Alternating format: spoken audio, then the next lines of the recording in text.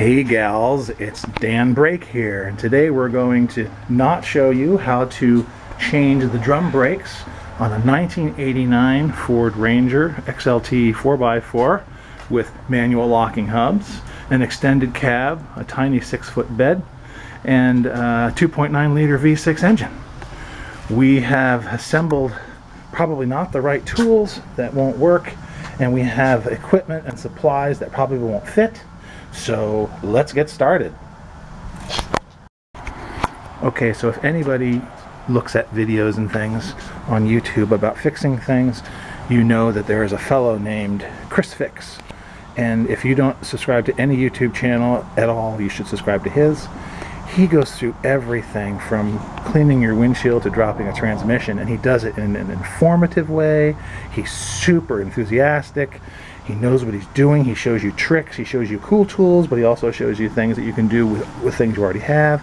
So that was an homage to him and not making fun of that person, because man, he's wonderful.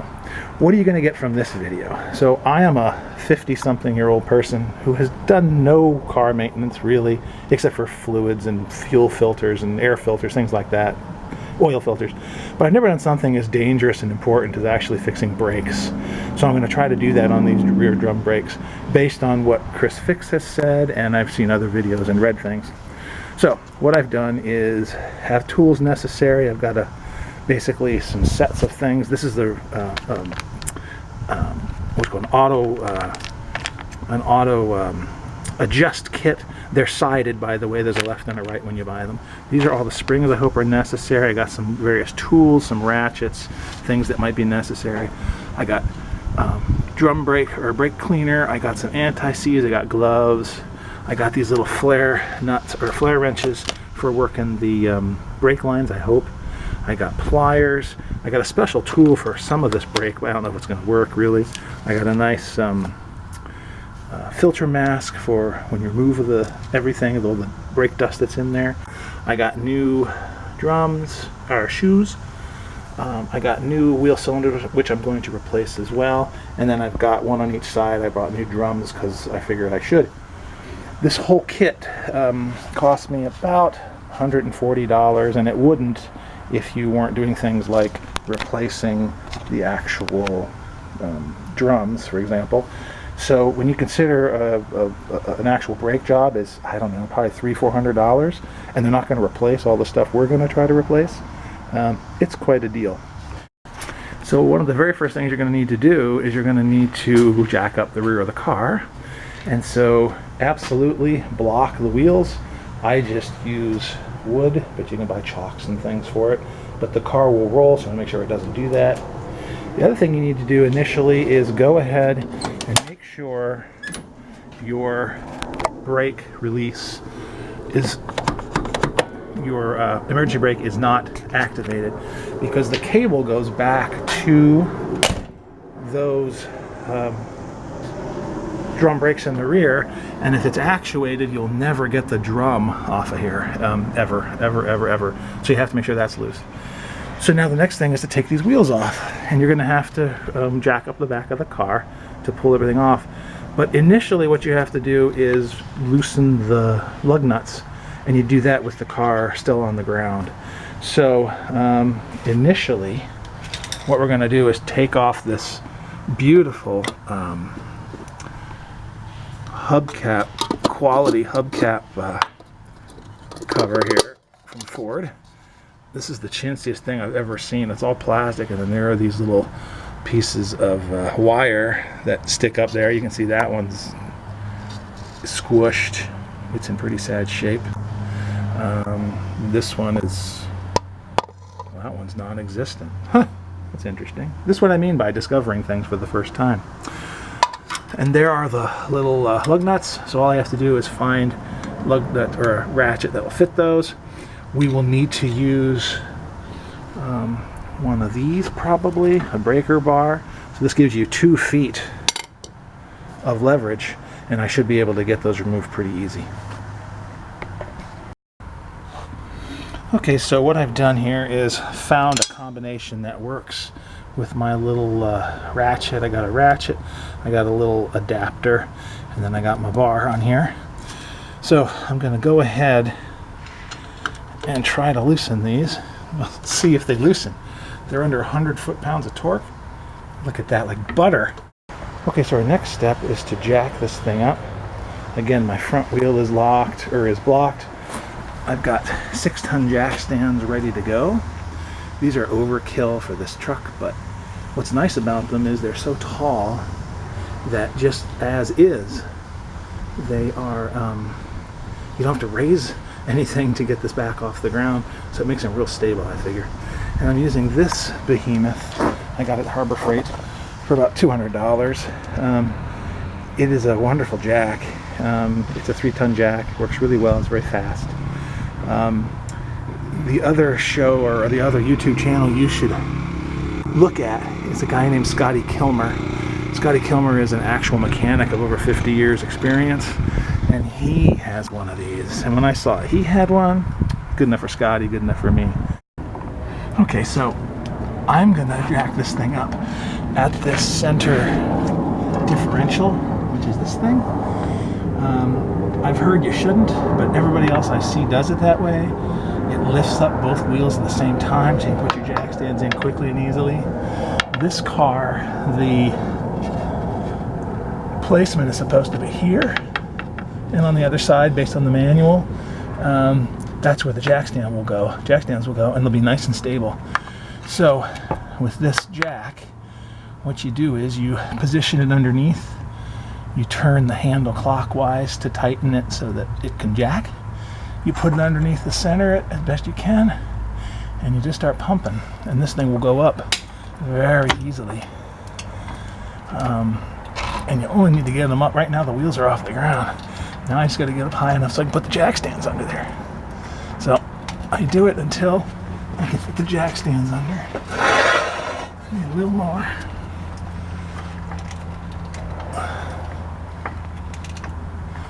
You don't want to be under the car if you can help it.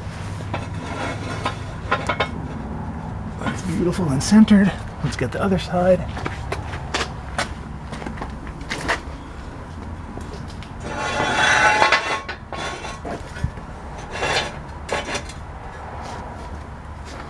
Beautiful. Now, to lower it, you just turn the handle counterclockwise, and you can really gently bring this thing down, and there it is sitting. And the wheels are off the ground. It's perfect. Now what I do is retighten the jack, and just for added security, just kiss it up against that differential, or wherever you're going to jack it up, just for a little margin of safety. But this thing should be in pretty good shape. Shake the car good. Make sure it's not going to move. And this is going nowhere. Okay, we'll go ahead and take off this wheel.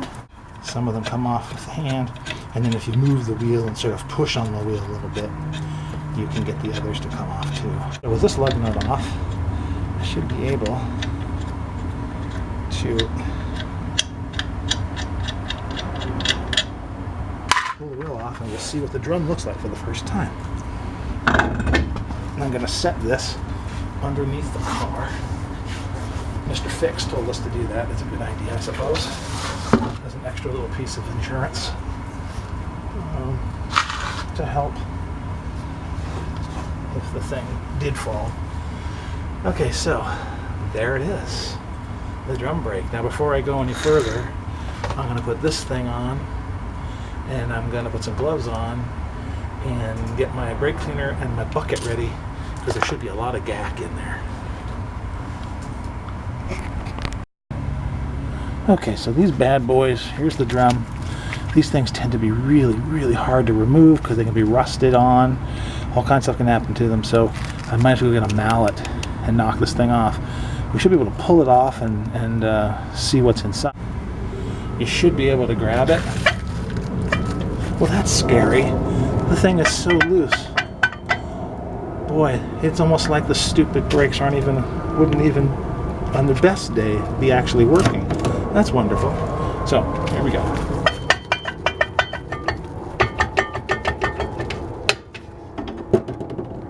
Okay, there it is.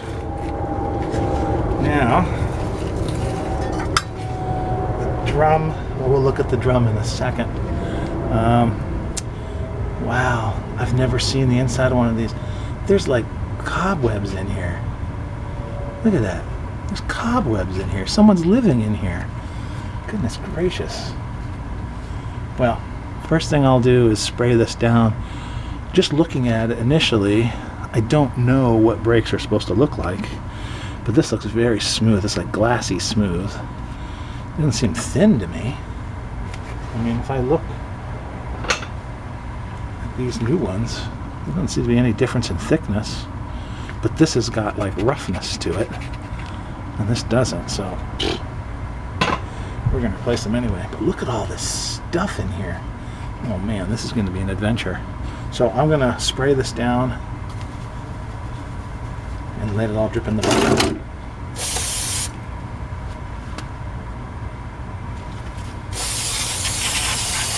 This is again just to get rid of a lot of the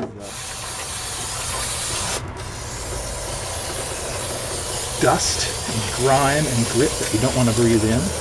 I'm replacing most of this stuff anyway, so it doesn't matter that I'm hitting all this. Don't go chintzy on the cleaner. Alright, I'm going to let that sit for a second. Okay, so here's the drum. I don't know what it's supposed to look like. It looks really smooth inside. I don't see any huge gouges in it. I would assume that would be a sign of a bad drum. There's powder in it, but you expect that. So I don't know. Usually what they do apparently is resurface the inside of these. You're going to reuse them, but you also measure them and make sure they're at a minimum diameter in here, which we could try just to see. Well, when I look at this, it says 256.3, that's metric, to 256.3, I guess, millimeters. And when I measure this thing from side to side, I'm getting about 256.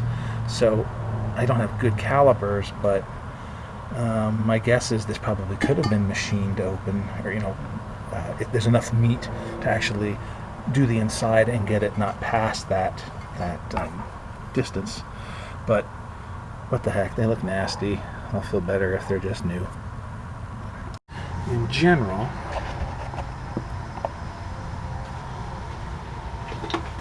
let's see, you got these big old springs here and here, and then there's a cable that attaches and goes around right here, and that attaches to a little lever that's down the bottom, we'll show you, that moves the self-adjusting thing back and forth. There's a piece back here that you can't see. This is part of it here. Looks really nasty. This is some kind of spreader. I'm not really sure what it's for exactly. That's that piston. These things are this is the thing attached, and these push out on either side and actually push the drums out. This thing, and there's one on the other side, are actually what hold the shoe on. This is the emergency brake. Kind of scary. It doesn't seem like it should do that. And under here